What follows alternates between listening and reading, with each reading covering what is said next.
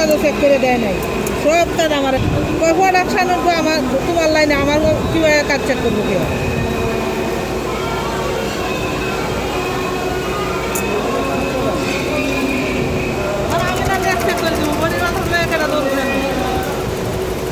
আমার লাইনে নেট করছে নেট আমি দেখতে দিয়ে দিলাম ভাড়া দিয়ে।